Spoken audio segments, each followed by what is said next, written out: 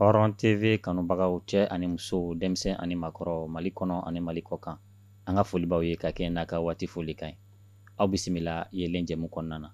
ni nɛgɛ tigɛyɔrɔ ye fanda ye dɔnni ɲiniyɔrɔ dɔ ye yelen jɛmu ye o de la yelen bɛ ci bila mɔgɔ faamuyaliw ma walasa aw fɛnɛ aw bɛ se ka faamuya sɔrɔ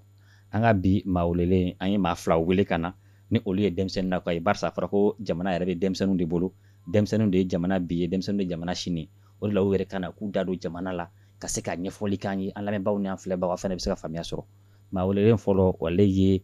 ABC ka bɔ mouvement yɛrɛwolo Debout la Abdulayi i bisimila Aba Kunta an b'i fo an bɛ auditeur sɛgɛnbali ɲinanbalo mɔgɔ minnu b'an lajɛ su ni tile k'a daminɛ jamana kɔnɔ fo jamana kɔ kan an b'u bɛɛ fo ni plateau kɛnɛ kan an bɛ media mɔgɔw i n'a fɔ Hɔrɔn TV an b'aw bɛɛ fo. D'accord. Ok ABC tɛmɛnen kɔ ka bɔ yen nɔ n'ale ye Ablaye B Cissé ye mɔgɔ welelen filanan ale ye OMT ye Ousmane M Traoré ka bɔ M5 RFP Ousmane i bisimila. Ma kuma aw yɛrɛ bisimila Kunta n ma la fo fɔlɔ ka barikada ka seli an ka kiraba in kan kuntigi Muhamadu kisi n'a sabati wasilim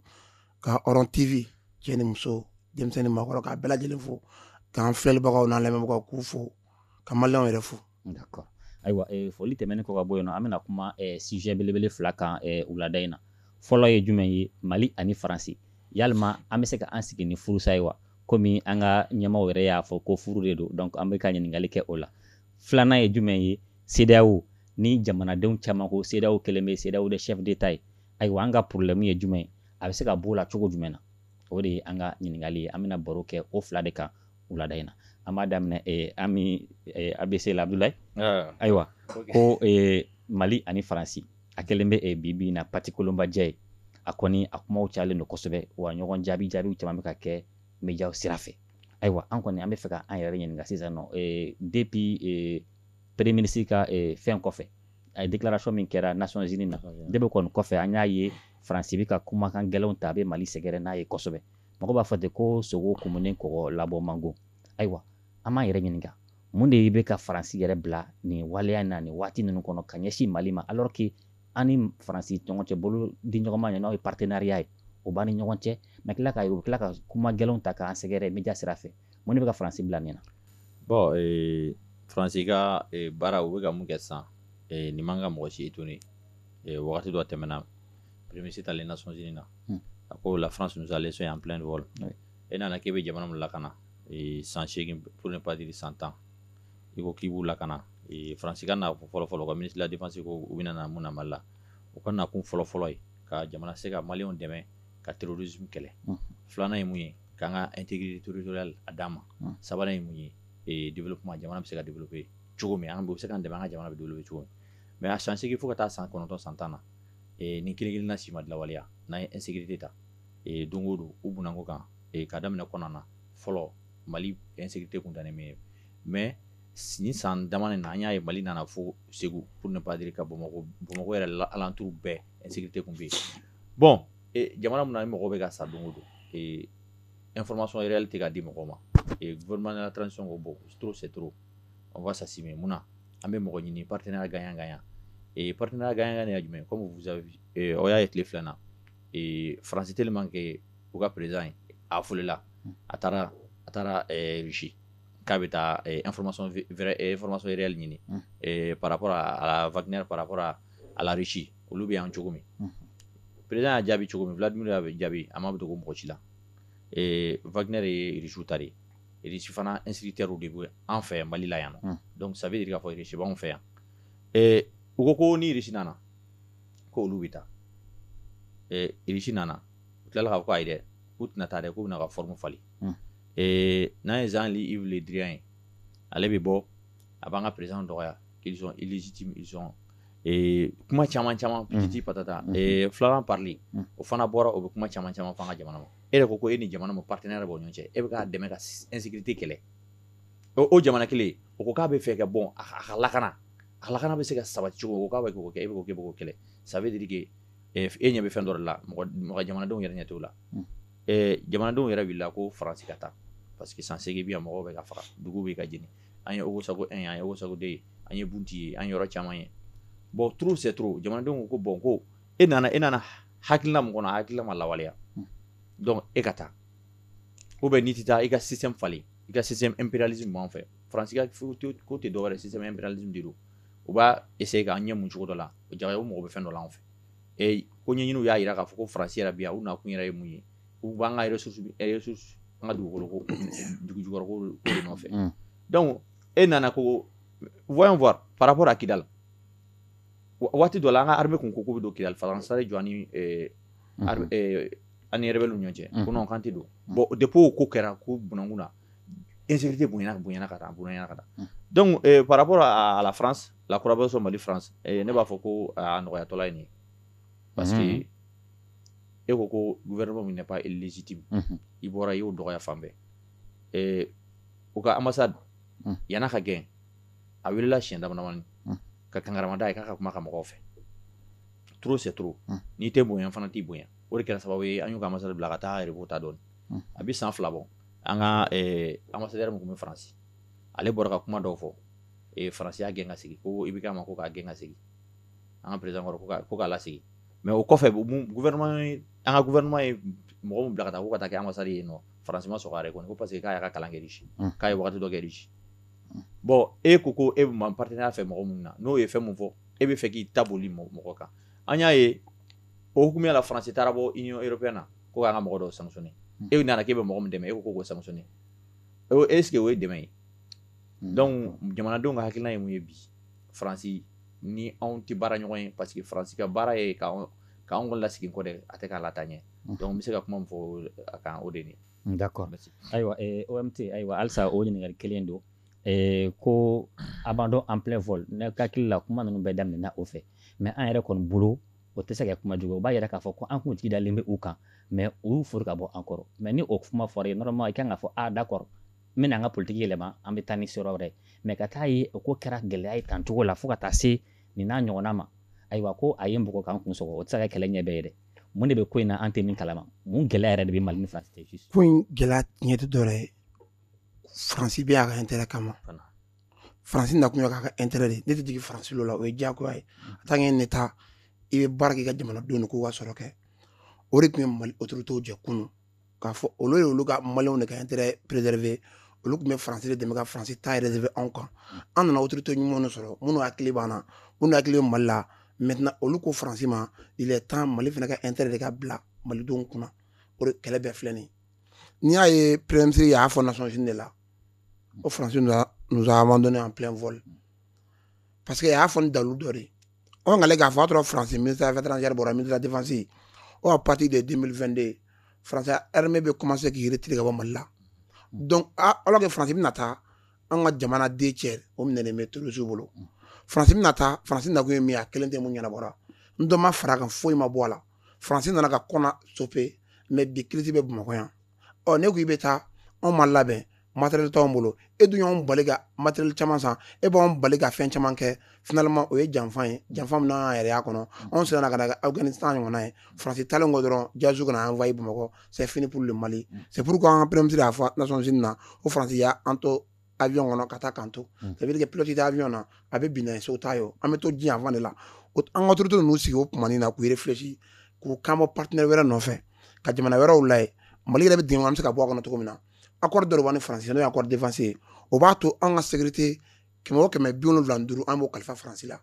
ni kɛlɛ binna anw kan anw jigi bɛ Faransi de kan k'anw ta anw yɛrɛ tɛ se an yɛrɛ kɔrɔ n'anw tun bɛ se an yɛrɛ kɔrɔ anw tɛ wele bila Faransi ma Faransi ka wele bila MINUSMA ma pour que nin bɛɛ k'anw sɔrɔ yan anw tɛ se de fo an ka jɔn kala fɔ anw dɛsɛra de o de y'a to anw wele mais an ka dɛsɛ o nana mun fɛ an y'a ye k'a fɔ o ye problème de manque de gouvernance ye an bɛ se ka bɔ o kɔnɔ cogo di autorité y'u sigi k'u miiri ka valeur de justice la ka se ka minɛli dɔ kɛ an ka moyen dɔw sɔrɔ ka partenaire dɔw ɲini an ye hélice caman sɔrɔ ka avion de chasse caman sɔrɔ ka équipement caman sɔrɔ à travers an ka partenaire kura ni Russie b'o la Turquie b'o la mɔgɔ wɛrɛw b'o la o tile filanin n'i y'a ye k'a daminɛ fin décembre la ka na se bi ma Mali zone caman bɛ yen minnu k'u reculer bɛ Diadouzou fɛ n'u y'a bila u yɛrɛ yɔrɔ caman o sɔrɔla armée ka cɛsiri an'u ka détermination fɛ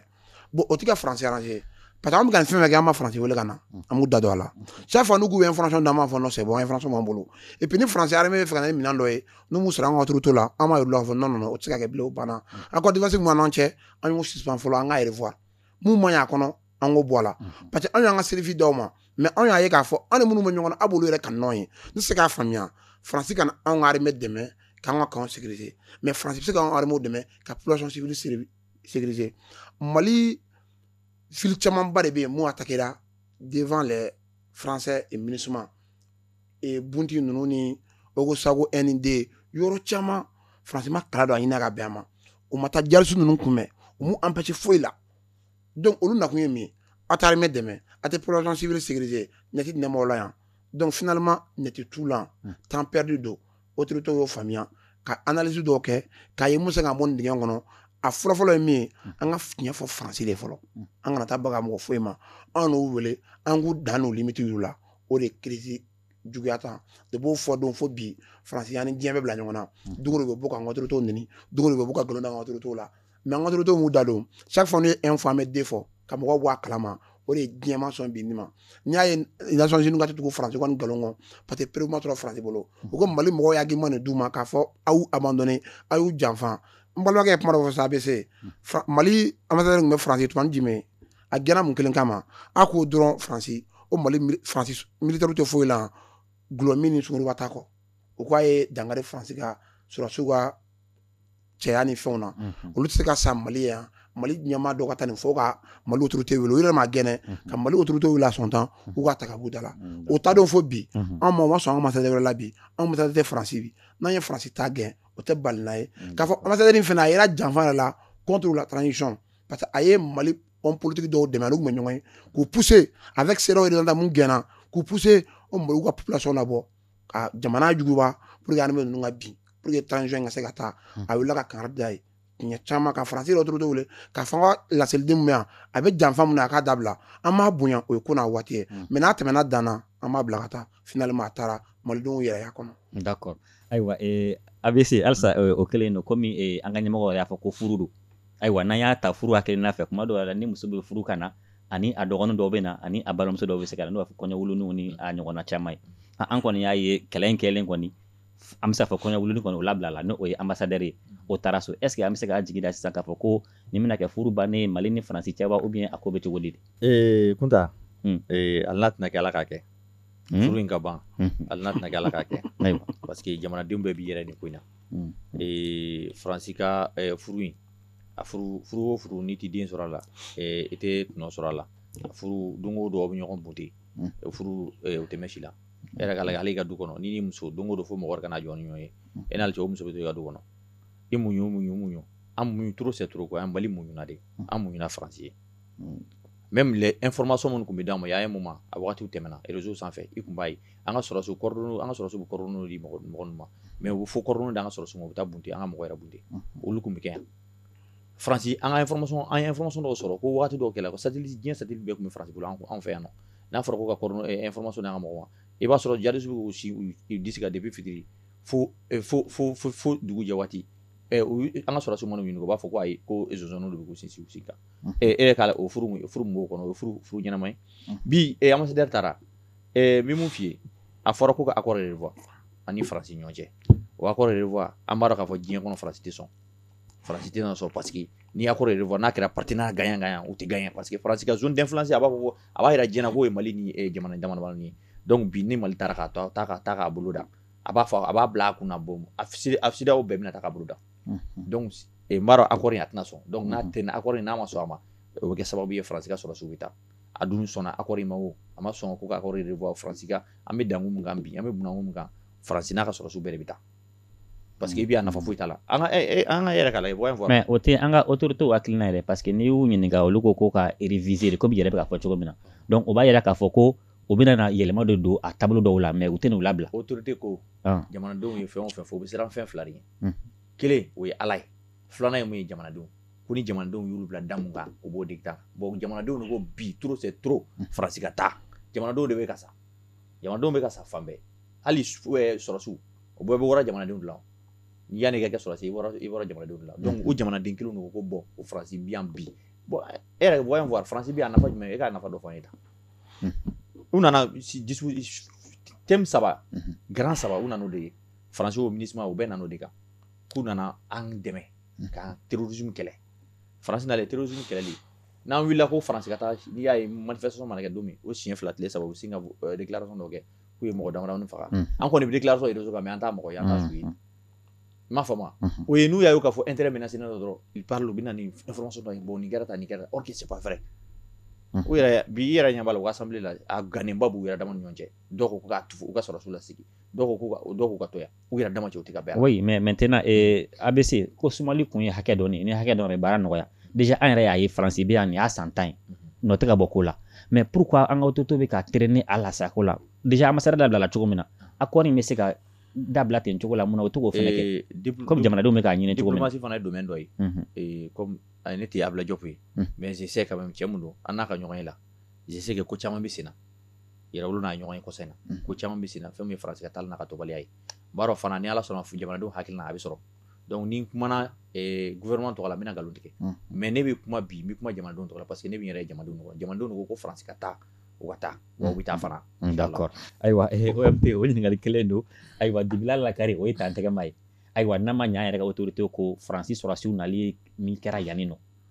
au lieu que u kana terrorisme kɛlɛ olu bɛ ka kɛ sababu ye ka terrorisme yɛrɛ entraîner k'u yɛrɛ bɛ ka u dɛmɛ kosɛbɛ kidaliya fan fɛ ni o bɛɛ bɛ ko min na o halisa n'an tilala ka o to yen nɔ ten u ka to an senkɔrɔ ten hali n'an ye partenaire wɛrɛw sɔrɔ est ce que o tɛna se mɔgɔ minnu fɛɛrɛ ka bon tan cogo la est ce que o tɛna se ka kɛ ko wɛrɛ ye ka balan don an ka mɔgɔw sen na munna an t'u labila la ka taa i n'a fɔ population bɛ k'a demander cogo min population bɛ k'a demander cogo min na autorité bɛ k'a appliquer ten ko in bɛ kɛ ni hakili le dusu tɛ nɔgɔ t'a la yɛrɛ siga t'a la faransi bɛ ka terrorisme appuyer a ye jarisu a y'u former on a tous les preuves mais hakili b'a la en 2012 Mujɔw sera MLA la MLA taara min Burkina sera o jamana dɔ de ils sont été accueillis par Blaise par l'ordre de qui Sarkozy u ka formation u y'a bɛɛ kɛ nin don min na faransi nana ko tiɲɛ ka kɔnɔ stop daminɛ an selen Kidali don dɔ la ko Mali yɛrɛ bɛ ka jɔ da la u ye MLA labɔ Burkina k'u ladon k'u installer an ka sɔrɔ ka sigikafɔ kɛ o sigikafɔ kɛra Burkina pour que an ka se ka taa élection dɔ la tela n'o élection banna président bɛ na u ko sigikafɔ u ko waleya cɛbilen de tun b'a ko ɲɛma n'a hakili b'a la a kɛra 2012 Ouaga accord de Ouaga i bɛ ka nana mɔgɔ tɛ muru dalen kan na k'a menacer donc français le formé français nana n'olu ye n'i ye MLA cɛba dɔ ye a ka vidéo bɛ a bɛ ka circuler bɔlɔlɔ sanfɛ mɔgɔw ɲɛ b'a la a ko ale ye marifa ta Mali kama mais ale y'a ta yɛrɛ ka moyen na mais ale tɔw u bɔra Libi ka na dɛ français de moyen d'u ma k'u former u kana Mali ta n'a tilala u b'a kɛ Taza Wade ye o bɛnkɛr'o kan mais ale kɔni ka parti hakilima de b'a faamuya dɛ o y'ale ka kuma ye a tɛna fɔ ka goya a yɛrɛ la mais olu ma moyen minɛ tubabu la mais ale tɔ ye moyen minɛ u ye moyen minɛ jɔn na o faransi a y'o de fɔ ça veut dire que faransi mana a fɔlɔla ma deli ka na fɛnɛ ka na Mali kisi mais faransi ka plan fusila de jarisiw fɛnɛ sera faransi bɛ fɛ ka minnu bila ka indépendance ta jarisiw tun tɛ faransi ka côté la plan déjolé faransi est obligé ka Mali pousser ka lettre sɛbɛn pour que ale ka na yan ka se ka ninnu nata plan B ka bila en place ala de ma sɔn c'est pourquoi bi faransi mɛnna u bɛ zone caman dɔn après caman bolo yan anw tɛ se k'a fɔ an bɛ girin k'u gɛn o b'a sɔrɔ capacité de résistance t'anw yɛrɛ la ouais mais partenaire kuraw sɔrɔ la mina partenaire kuraw nana olu bɛ ka commencer ka cungo ni o bɛ ka bɛ ti yɔrɔ la de u nana il y a même pas 4 à 5 mois an ka ka commencer ka don ko la à partir de fin décembre de an commencer ka victoire gagner an bɛ ka commencer ka yɔrɔ gagner ani faransi tigɛ a kan tɛ ka faransi da don a la donc hakilima b'a faamuya armée tɛ kuma o armée tɛ communiquer kɛ mais armée bɛ fɛ ka yɔrɔ bɛɛ ban de an ka y'an ka yɔrɔ bɛɛ sécuriser avant mois de juin Mali kɛra anw ta ye an m'a fɔ faransi ka taa dɛ faransi hakilima yɛrɛ la a bɛ to yan mun na bilen anw tɛ mɔgɔ gɛn o c'est pourquoi accord min b'an ni faransi cɛ accord min b'an ni faransi cɛ faransi sɔmina k'a fɔ n'an m'an kɔlɔsi avant juin Mali autorités bɛ fɛ ka Mali bɛɛ récupérer o y'an bɔlen a la de u ye mun kɛ u bɛ ka essayer u kɛrɛfɛ jamanaden minnu bɛ yen Danemark ni Espagne ni dugu dɔw bɛ yen olu ka na format takuba la k'olu ɲɔngɔ ka na sans demander visa l'autorisation de l'autorité malienne u bɛ na n'olu ye yan dans le cadre de takuba autorités y'a faamuya u ko non jamana min na i tɛna takuba ka cadre la an tɛ takuba yɛrɛ fila bɛ yan bilen seulement i bɛ Mali écrit de an ma sigi ka kuma i nakun ani nacogo i bɛ baara min na yan n'i tɛ se k'o kɛ ni e bɛna faransi ka autorisation de la faransi yɛrɛ tɛ yan bila autorisation bolo bilen soden ka na yan mɔgɔ min k'a bɛ taa ale de Mali autorités saisi k'a fɔ a bɛ taa n'an ye partenaire wɛrɛ ɲini partenaire min ta la hakilina ale bɛ taa faransi de y'a fɔ an ma fɔ donc mɔgɔ min k'a bɛ taa o tɛ se ka na n'aw ye bilen an bɛ k'o ka tali de labɛn aw bɛ se ka na ni mɔgɔ wɛrɛ bilen cogo di c'est pourquoi Danois y'a faamuya faransiw piégé o b'a sɔrɔ Espagne ani jamana fila ni Italie dugu dɔw olu tun bɛ fɛ ka na olu ko non an ma s'o ma olu ye réalité ye sisan sur le terrain olu bɛ segin o nɔ la parce que an ka autorité y'a faamuya France bɛ fɛ ka sahel kɛ répartition kura de ka na longtemps autant imposer an dala fɛrɛ la dɔɔni dɔɔni a b'a daminɛ Union européenne jamanaw la donc Mali y'a fɔ o tɛ taa ɲɛ anw ɲɛ b'an ka survie de la u ka gɛlɛn anw ma bi anw ɲɛ b'an ka jamana dɔw bɛ kungo u bɛ minɔgɔ min na bi u ka gɛlɛn anw ma bi an bɛ se k'o daga ta ka wolo dala na o bɛ fɔlɔ ka insécurité kɛlɛ wa bi ça commence à évoluer même si a tɛ ka taa gɛlɛya kɔ mais a bɛ taa laban victoire la victoire min malidenw sago kɛ. D'accord. Ok, pour que an ka bɔ o thème kɔnɔ a fila bɛɛ ka kuma ye faransi kɔni a bɛ doma kɔnɔ de la sɔrɔsiw bɛ doma kɔnɔ de la yan donc o b'a yira kɔni taliko sira u b'o kan mais maintenant ko ni tasuma ye maa min fa faga n'i ye banfilabilentigi ye a bɛ sɔn k'i lasira an y'a ye OMT yɛrɛ bɔra ka fɔ ka kuma la waati min na faransi nana an dɛmɛ ni an ka sɔrɔsiw ye kɛlɛ ka sira Kidal fɛrɛ minɛla yen nɔ donc u ye fila ka fɔlɔ sɔrɔ fu fila ka na yɔrɔ bɛɛ minɛ tuguni bon an y'a ye o ko kelen min ka na tuguni sisan armée bɛ ka monter en puissance dugu bɛ ka commencer ka récupérer mais o temps kɔnɔna na an tilala ka ye tuguni u taara sigi ka fɔ dɔ kɛ tuguni Europe jamana kan ko bɛnkan dɔ kɛ u ni ɲɔgɔn cɛ mais est ce que n'o fɛnɛ kɛra tuguni a laban a tɛna kɛ problème wɛrɛ ye tuguni yan. Sidi par rapport à Rome a bɛ fɔra fɔ u ma bɛnkan sɛbɛn kɛ yen parce que wagati dɔ kɛra CSP o y'u ka commission dɔ kun sigila accord ko la premier ministre la refondation tun b'a la ale ni groupement min bɛ Gacia ni fɛn bɛɛ kun farafara ɲɔgɔn kan Sima u bɛɛ b'a kɔnɔ donc u kun kɛmɛ ka sigi fɔ dɔw de kɛ u ni ɲɔgɔn cɛ a wagati dɔw kɛra dɔ kɛra Kidal dɔ kɛra Bamakɔ wagati dɔ la kun u sigi fɔ yɛrɛ kun bɛ hali ministère yɛrɛ la mais wagati dɔ kɛra u ni ministre ma bɛn fɔla u ko bon ko tant que ni ministre da bi u ka accord ko ni fɛnw na k'u tɛ sigi donc ONG italien y'o de ye ko bɛnkan wale tɛ u ni ɲɔgɔn cɛ ka fɔ u bɛnnen tɛ sigi ka fɔ la ko bon sisan u ka taa Itali u ka se ka sigi ka kuma f'u ni ɲɔgɔn cɛ parce que i yɛrɛ y'a ye ministre yɛrɛ taara retard la parce que mɔgɔ tɔw kun bilala ministre ɲɛ ministre ko tant que n'u tɛ taa n'ale bɛ taa mɔgɔ ninnu bɛ don ale ka yamaruya de kɔnɔ u bɛ kɛ maliyɛnw de ye u bɛ maliyɛn damadɔ de b'a fɔ donc o kun bɛ ka o y'a yira k'a fɔ ministre la bɔ bi minnu bɛɛ bɛ yen nɔ maliyɛnw de don o bɛ fɛ an ka sigi ka fɔ kɛ an ni ɲɔgɔn cɛ accord min bɛ se ka appliquer cogo min intelligemment parce que a fɔra accord ka appliquer mais accord bɛɛ tɛ dɛ a kɔnɔna bɛɛ tɛ dɛ parce que accord fɛn dɔw bɛ accord kɔnɔ i n'a fɔ l'autre jour munumunu kan kun bɛ yen police territoriale ni fɛn ninnu olu kan ka bɔ a la dɛ parce que maliyɛnw bɛɛ y'a yira assise nationale de la défense sisan ko accord kan ka lajɛ mais accord kan ka lajɛ a ka lajɛ tiɲɛ kan maliyɛnw bɛɛ bɛ se k'u yɛrɛ ye accord kɔnɔ cogo min accord ka lajɛ o kan. D'accord. I y'a faamu. Ok. Merci. Ok OMT c'est pour que an ka kuma accord kan mais min bɛ ka an jɔrɔ i n'a fɔ armée bɛ ka monter en puissance an yɛrɛ bɛ ka tɛgɛrɛ fɔ armée kun donc an bɛna zone bɛɛ récupérer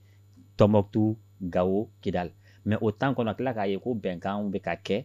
bon o b'a yira Kidal ko bɛna kɛ i n'a fɔ fɔlɔ ta cogo wa ou bien Zena tɛna kɛ. Non à limite de Kidal faut que mɔgɔw k'a faamuya sigikafɔ ye diyagoya ye an ye jamana yɛlɛma ɲɔgɔn cɛ mais ka mɔgɔ wɛrɛ de bila sanfɛ o tɛ sigikafɔ ye ka dɔ minɛ ka di dɔ ma an ka autorité t'o ye ko in bɛ ka t'o sira de fɛ CSP ko n balimakɛ y'a fɔ cogo min na Itali an y'a ye kuma dɔ tun taara fɔ autorité k'u t'a la u ta tɛ don a la an m'a dɔn minnu b'a kɔkɔrɔ faransi don ONG u hakilina dɛmɛ bolo k'o de bɛ fɛ ka maa dɔw dɛmɛ kɔrɔyan fan in fɛ u b'u dɛmɛ ni hakilina ye u b'u dɛmɛ ni baloko sira ye u b'u dɛmɛ ni minɛnko sira ye n'i ye minɛnko fɔ i bɛ minɛn armement don o kɔnɔ e bɛna armement di mɔgɔ ma mɔgɔ min tɛ jamanaden a tɛ jamana ka ojibi kɔnɔ c'est vrai que i bɛ k'a labɛn jamana de contre la an ka ministère de consultation wakɛ k'a tɛ taa n'ale bɛ taa formant dɔ de bɛ fo ka don danse de kɔnɔ o de to k'o ka wakɛ yɛrɛ gɛn ka bɔ ministère la pour que k'u da don ko in kuma na autorité ye wakɛ to a nɔ la maintenant u taalen italien y'a f'u ye an bɛ yɔrɔ min na sisan maliyɛn autorité ɲɛ yɛlɛla dɛ wa fanga b'u la n'an ma bolo di ninnu ma joona ninnu sera don dɔ u ma yen a tɛ da dɛ u sɔnna ka wakɛ wele wakɛ taara k'a fɔ u sɔnna mɔgɔ i bɛ mankan na kɔrɔn fɛ ani centre fɛ bɛɛ da ka don fɛn in na wa n'a bɛ sigi a bɛ sigi Bamakɔ ONG min nana a kuma bɛ kɛ Bamakɔ ka bɛnkan sɛbɛn kɛ entre olu cɛ pour que basigi ka na kɔngɔ ni dɛsɛ b'u la u bɛ se ka ban cogo min na sɔngoro ma côté bɛɛ fɛ u bɛɛ sɔnna o ma sa u nana u bɛ hakilina kɔrɔ min kɔnɔ u kan ka bɔ o de kɔnɔ ka déclaration dɔ kɛ k'a fɔ o banna pewu an bɛna kɔrɔ min sigi format kɔrɔ min fɔra wakɛ yɛrɛ fɛ an bɛɛ bɛna don o de kɔnɔ sisan jamana ka ampleur kura ta an ka sɔrɔ ka taa ɲɔgɔn ye siga yɛrɛ t'o la an bɛ t'o sira fɛ ça veut dire que jɔrɔna yɛrɛ t'o la o kuma banna pewu u yɛrɛ ye tiɲɛ o d'accord voilà o dɔnnen don o b'a to an bɛ don an ka sujet filanan kɔnɔna na donc sujet filanan na an ko CEDEAO i n'a fɔ jamana caman bɛ k'a fɔ cogo min na jamanadenw ko CEDEAO kɔni kɛra chef d'état ka gɛrɛn de ye sisan nɔ donc a bɔra jamanadenw ta y'a la o yɔrɔ fana tuguni mɔgɔ caman ka faransi kelen accusé o kɔnɔna na alors que CEDEAO ye jamana 15 ye 15 a bɛɛ tɛ faransɛ jamana ye minnu bɛ tubabukan min fɔ jamana minnu kɔnɔna na donc anglais jamanaw b'a la i n'a fɔ Nigeria ni Ghana u bɛ a kɔnɔna na mais avec tout ça France tɔgɔ bɛ ka fɔ o yɔrɔ la tuguni k'o de bɛ ka se ka CEDEAO manipuler bon an yɛrɛ b'a yɛrɛ ɲininka sisan mun de la o bɛ ka se ka manipuler donc an ka ɲininkali kun y'o ye. Kunta CEDEAO ka manipulation kɔnɔdimi tɛ ɲɛdimi de don CEDEAO finance yanni ka ɲininkali i b'a fɔ CEDEAO finance no par qui ni CEDEAO financement ta il paraît que 70% bɛ bɔ France CEDEAO ka financement a fanba bɛ bɔ France CEDEAO kun sigira waati min na Musa ninnu bɛ CEDEAO sigi hakilina min na o y'a sigi jamanadenw ka CEDEAO de mun na an bɛ se ka fara ɲɔgɔn cogo di an ka jamana développer an minnu bɛ jamana o y'an fɛn da tile bi yan fan fɛ an bɛ se ka fara ɲɔgɔn kan ka se an ka jamanadenw lanimisi wasa cogo min e ka se ka bɔ e ye maliyɛn e ka se ka bɔ yan ka taga yan fɛ ne ye Guinée ne ka se ka bɔ ka yan fɛ an ka se ka taa ka dun an ka brassage kɛ k'an ni ɲɔgɔn cɛ lafiya la mais bi an ye mun ye CEDEAO kɛmɛ France ka arme de ni jamana min bɛ fɛ ka bɔ ka mara kɔnɔ i n'a fɔ ka soumission kɔnɔ ni jamana min bɛ fɛ ka i muruti farida donc u bɛ groupement damadɔ CEDEAO kelen tɛ i wa fana b'a la parce que n'i y'a ye jamana bɛ fɛ ka muruti farida dɔrɔn u b'olu bila ka na ka fɔ olu y'u ka hémisphère ye u ka hémisphère ye mun na parce que u b'a k'a fɔ k'olu to yan fɛ n'u ko k'u b'u imposer u tɛ se donc u bɛ ninnu bila ka na gouverneur u ka gouverneur de ye CEDEAO président ye wagati dɔ kɛra a kun kɛra o de ye mais jamanadenw y'o fari de da ko non o tɛ se ka kɛ CEDEAO fa wajibi la an bɛ kɛlɛ min na kɛlɛ in tɛ Mali ko dɔrɔn ye dɛ n bɛ tila k'a f'i ye an bɛ yɛrɛwolo bɛ kɛlɛ min na kɛlɛ ko in ye Afrique ko bɛɛ de ye faut que panafricanisme a ka cultiver jamanadenw ka ko ka taa bala brassage kɛ k'an ni ɲɔgɔn cɛ pour ne pas dire an ka union africaine sigi union africaine jamanadenw ka union africaine an b'o ko fana kɛlɛ la donc CEDEAO ka nin ko ninnu tɛ balan na an sigira n'o ye mais n'i y'a CEDEAO ta k'a lajɛ pays 15 de b'a kɔnɔ pays 8 de bɛ yen CFA bɛ don yɔrɔ min na mais pays tɔw CFA tɛ yen mais u bɛ ka se ka manipuler halisa cogo di France fɛ. n bɛ mun f'i ye France ne b'a la ka France da France fɔlɔ don diɲɛ fɛn min na o manipulation de France y'a ka fanga bɛɛ sɔrɔ même a bɛ puissance mun na sur le plan politique sur le plan diplomatique n tɛ France fɛ n tile kelen ma kɛ France fɛ mais ils sont forts dans ça hali n'i y'u ka histoire lajɛ ka na i b'a sɔrɔ même après deuxième guerre mondiale ni fɛnw kɔfɛ u déplacer la u ka président mun kun bɛ yen ale déplacer ka na Angleterre de pour que ka se ka na troupe sɔrɔ ka se ka taa dɛmɛ olu bɛɛ kɛra o ye diplomatie u b'a yira k'a fɔ ko diplomatie sont forts en diplomatie i m'a faamu donc fɛn mun ye u bɛ kɛ ka CEDEAO influencer u b'u influencer fɛn caman na i yɛrɛ ɲɛ b'a la wagati dɔ tɛmɛna ni président ko k'a bɛ wuli ka France lagosi wagati dɔ tɛ u ye dɔw coup d'état kɛ dɔw la dɔw kɛra sababu ye ka dɔw yɛrɛ ka dan premier mandat ma n'i ko k'i bɛ France a ka hakilina na i n'a fɔ an bɛ Cameroun ye Cameroun président bɛ ye san joli CEDEAO ka ko ninnu yɛrɛ a bɛ ne dabari ban biya kɔni ale mɛnna in minɛ a bɛ ne dabari ban depuis a bɛ ne dabari ban CEDEAO ko u ko k'olu tɛ coup d'état fɛ donc an b'o o ko ta n'an ye coup d'état jateminɛ Mali kɔnɔ Mali in ta ye an b'a fɔ coup d'état tɛ insurrection populaire de don jamanadenw de wulila ko trop c'est trop président ka taa an ye wagati caman kɛ carré kɔnɔ ni nin balimakɛ yɛrɛ OMT don dɔ la an yɛrɛ taamana an senna yɛrɛ sabara yɛrɛ tun t'anw senna o ma kɛ an bɛ quartier min na d'accord ko u ka taa an ko président ka taa mais CEDEAO ka nin ko ninnu tiɲɛ yɛrɛ la ko a bɛ mɔgɔ dabari ban a bɛ mɔgɔ dabari ban kosɛbɛ jamanadenw wulila ko mauvaise gouvernance bɛ yen an ma CEDEAO mankan mɛn mɔgɔw bɛ ka sa anw fɛ yan nɔ an ma CEDEAO mɛn k'a bɛ na an dɛmɛ ko pour que ko kɛlɛ ban mais n'a fɔra ko jamanadenw wulila ko président ka taa aw ko CEDEAO ma ko CEDEAO ko ayi ko tɛ se anw yɛrɛ y'a ye CEDEAO ka taga segin cayara anw fɛ nin wagati laban in na dɛ et puis i bɛ k'a bi yan fo ka i bɛ k'a bi mais u ma se ka solution foyi d'a ma d'accord solution foyi tɛ CEDEAO bolo parce que u bɛ France ka hakilina na mais nin bɛɛ b'a fɛ don o don ni CEDEAO kɛra jamanadenw ka jamana CEDEAO ye walahi u bɛ se ka baara kɛ baara min ka bon nin bɛɛ ye merci d'accord ayiwa OMT an kɔni an bɛ démocratie clé de la donc démocratie la fɔra ko fanga ye jamanadenw ta ye jamanadenw bɛ ka danaya da mɔgɔ kan ka vote fɛ k'o bila fanga kunna mais an b'a ye o kɔfɛ tuguni jamanadenw bɛ tila ka muruti o tigila mɔgɔ kelen bolo danaya dara maa min kan parce que o de nana ni CEDEAO yɛrɛ ka problème caman ye na CEDEAO jamana kɔnɔ ni coup d'état kɛra Mali kɔnɔ k'a kɛ Guinée sisan nɔ fo ka taa kɛ Burkina ayiwa caman ko président minnu bɛ na nin u bɛ manipulation kɔnɔna na u tɛ ka jamanadenw sago kɛ ayiwa n'an ye dɔ bɔ yen min bɛ n'o kɔfɛ o tila ko ɲɔgɔnna kelen kɛ est ce que a ma kan sa an k'a ɲini mun de la u bɛ ka manipuler pour que an k'o dɔn n'an sera k'o dɔn an bɛ se ka fura sɔrɔ ko jumɛn na u bɛ ka se ka manipuler il faut que an k'a dɔn fɔlɔ CEDEAO kɛlɛla cogo min na CEDEAO kɛlɛla minnu fɛ a bɛɛ tɛ mouvement démocratique ye a bɛɛ ma sigi élection na a kirira Mali la initiative bɔra mɔgɔ min na o ma sigi ni élection coup d'état nana n'o ye ne ye général Musa Tarawele mɔgɔw ka hakili t'o la filanan ye min ye CEDEAO kirira kun fila dɔrɔn de kama bonne gouvernance ani ka sécurité instaurer CEDEAO jamana ni ɲɔgɔn cɛ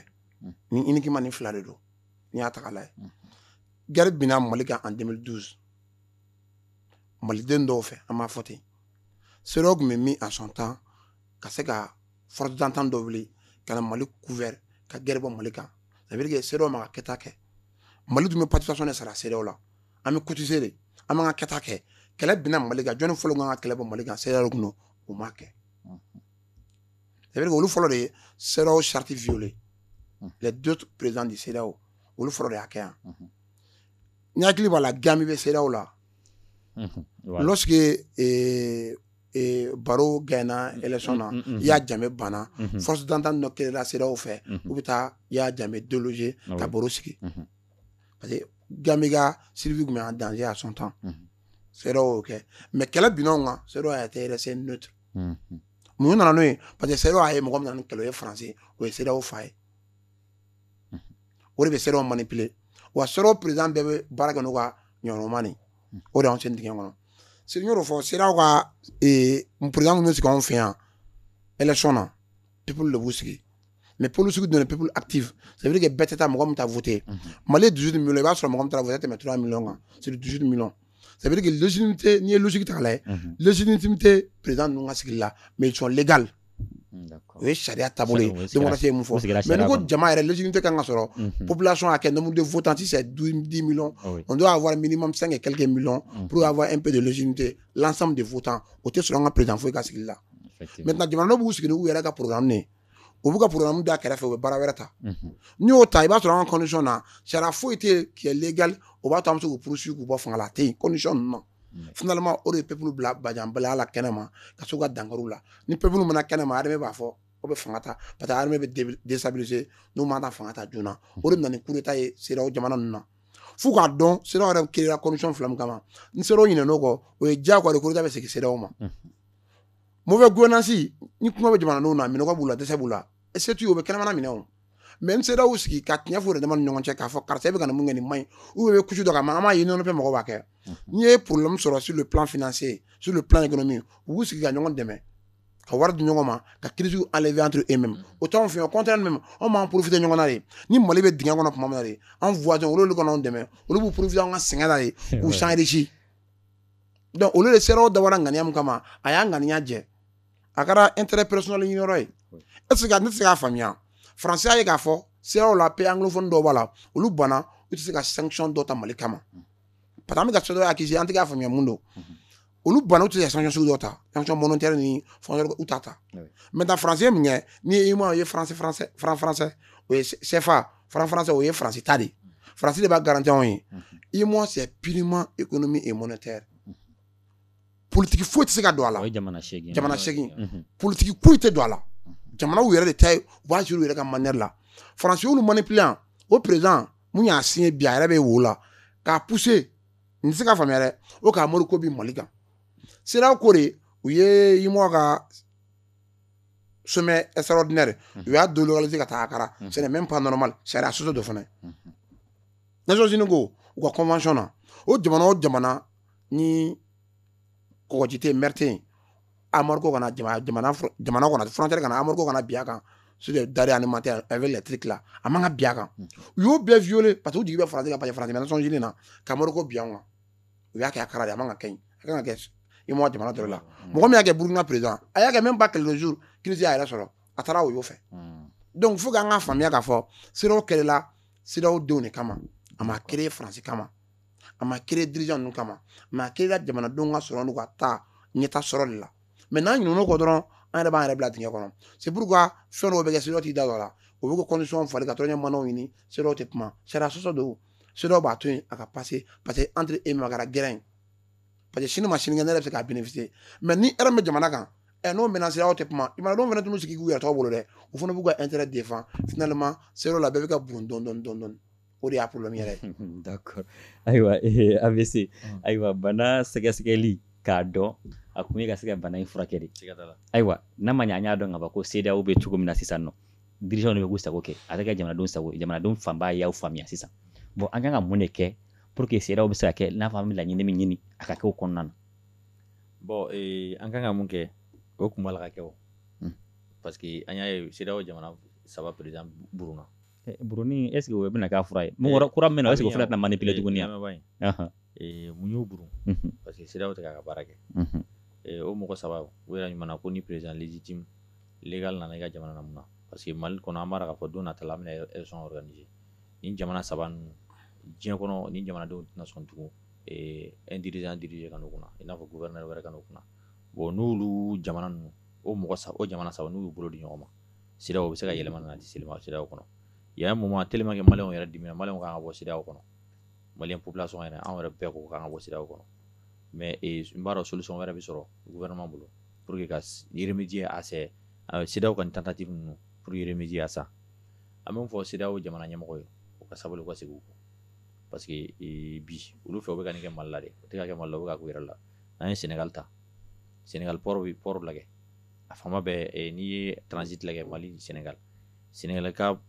ni an marchandise nana 70% a bɛɛ bɛna Mali la 30% u bɛ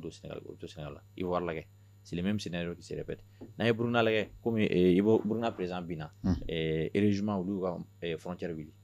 olu y'a taga bɔ an ɲɔgɔn cɛ yen fana Burkina a bɛ san 1 bɔ ne delila ka taa Burkina sɔrɔ sikɛ dɔ ne n'a ye baro kɛ ko Burkina balo bɛ bɔ transit mun bɛ mobile minnu bɛ tɛmɛ Burkina terrain goudron kan donc k'olu ka jamana balo bɛ goudron de la donc k'olu tɛ tulonkɛ k'a la donc n'i ko e bɛ embargo bin an kan au contraire de b'a bin yɛrɛ de kan bi parce que Mali ye i b'a fɔ Mali ye Afrique poumon dɔ de ye n'an taara balo hukumiya la balo bɛ bɔ an fɛ yan mun na suman n'i ye malo ta malo bɛ bɔ yan n'i ye jɛgɛ ta jɛgɛ bɛ bɔ yan Ivoire ye ɲɔgɔn ko Mali jɛgɛ o ka d'u ye kojugu surtout Mali ta n'i ye sogo ta o bɛ bɔ an fɛ yan certes anw bɛ produit industriel an b'a exporter ka na mais balo kɔni n'i k'i bɛ balo yɛrɛ n'i k'i bɛ taa balo hakɛ min a tɛ foyi tiɲɛ anw ye bi an b'a fɔ ko au contraire embargo b'u yɛrɛ kan mun t'anw kan ni an yɛrɛ ɲɛ b'a bɔlɔlɔ sanfɛ Ivoire yɛrɛ ka logo fɔlɔ ka tulu bolo fɛn mun ye embargo ye an b'a fɔ CEDEAO ɲɛmɔgɔw ka sabali ko bolo sigi parce que bi olu fɛ u bɛ k'a kɛ Mali la u b'a k'u yɛrɛ de la a kɛra sababu ye dɔw kɔni taara donc an b'a dɔn fana a tɔ fana bɛ sira la merci d'accord ayiwa OMT ko ni kunkolo b'i dimi kunkolo tigɛli o tɛ se ka kɛ kunkolo dimi fura ye dɛ non même pas ayiwa kunkolo ko yɛrɛ bannen d'accord ala ka n'o cɛ ok donc n'a ma ɲɛ an y'a dɔn ka ban k'a fɔ ko problème ye min ye an kan ka mun de kɛ walasa CEDEAO bɛ se ka kɛ jamanadenw sago ye cogo min na an filɛ o de sira kan nin o o ye k'a dan ka e yɛrɛ ka kuma démocratie ko de ye pouvoir du peuple par le peuple du peuple a bɛ laban jamanadenw ta la c'est pour que jamanadenw b'u ko imposer coup d'état kɛra Burkina jamanadenw de bɔra ka légitimer a kɛra Guinée jamanadenw de bɔra ka légitimer Mali ta an t'an da don o la yɛrɛ depuis coup d'état ma kɛ jamanadenw y'u fɛla yira CEDEAO banna ma o ligne rouge a ma dépassé ou a dépassé la CEDEAO yɛrɛ b'o kalama pour que an ka mun kɛ an ka bɛn faut que an k'a dɔn k'a fɔ an bɛ jamanadenw de kama jamana yɛrɛ magabagaw jamanadenw ma mɔgɔ foyi jagoya kan i ka wari di ka campagne na e de nana i bɛ se u ye voter i sigira n'i ma se i bɛ taa ma mɔgɔ jagoya o u t'i dɔn yɛrɛ i bɛna kuma min na donc n'i nana i b'a kɛ jamanadenw ta de la même si n'a man ɲi don a fɛ a bɛ laban ala bɛ barika dɔ de la f'an ka sɔn o de ma bi CEDEAO bɛ wale min na o tɛ problème an tɛ ninnu mais o problème bɛ se ka taa mais ka jamana wɛrɛ ka hakilina de ta k'o coron an da la o de b'an tɔ coron nin bɛ ka kɛ misaliya ye CEDEAO tɔ de ma k'a fɔ an k'an yɛrɛ ta o public k'a faamuya CEDEAO sɔnna sigi k'a fɔ ma anw ye an ka chronogramme bila yɔrɔ CEDEAO ye Mali sanctionné délai yɛrɛ ma se le 28 don et puis CEDEAO b'a kalama a b'an ka charte kɔnɔ o k'a fɔ a bɛ se ka modifier CEDEAO ye charte to a ka passer n'o ye donc anw ma wajibiya yɛrɛ fɛnɛ ouais mais an fɛnɛ kun kan k'o sira ta ka CNT wele o ka modifier mais n'ale ban parce que pour que fo légitimer an bɛɛ Malien de an ye Malien de wele an ka ko kɛ sigikafɔ ye o ye damu ye dɛ o ye Mali tabiya kɔrɔ ye Malien mana sigi ka bɛn fɛn fɛn ka barika bolo o ye laban o de la an taara assise nationale la ka Malien bɛɛ wele mɔgɔw bɛnna mun kan sigikafɔ min na kɛ gouvernement ka jama ka bɛnkan de di CNT mɔgɔw ma u bɛ charte modifier n'o hakilina ye sinon n'a y'u jaabi mɔgɔw nominer na jɔnni ye kɛlɛkɛla jɔnni banna alors M5 minnu ka kuma min na CNT n'est pas légitime mais anw sɔnna a tacogo ma o mais a taara cogo min na an ko o yɔrɔ de man ɲi parce que a fɔra nin bɛ di tan a bɛ di o ma di ten mais a bɛ kɔrɔ charte kɔnɔ cogo min na o président ye mɔgɔw désigner i y'a mɛn couche dɔ bɛ Mali la a banna ma a bɛ se yan wa a y'a mɛn a mɔgɔ si an bɛɛ sɔnna a ma yan o charte bɛ modifier an bɛɛ sɔnna a ma unanimité ici mɔgɔ ma wuli k'a fɔ o kɔrɔ ni nkalon ye maintenant gora muso ko kɛ mais tellement que jamana marabagaw dana bɛ jamanadenw kan u tɛ fɛ ka foyi kɛ ma jamanadenw tɔɔrɔ u ye ko lasegin jamanadenw yɛrɛ ma an yɛrɛ taara mun fɔ assise nationale la u y'o ta u b'o de don a kɔnɔ mais u ye programme bɔ k'a di CEDEAO ma au lieu de CEDEAO ka négociation entamer an ka bɛn fɛn dɔ la u k'an dɛmɛ avec nos experts ka fɛn dɔ tracer u ye sanction gosi u bilala la de mais a sanction in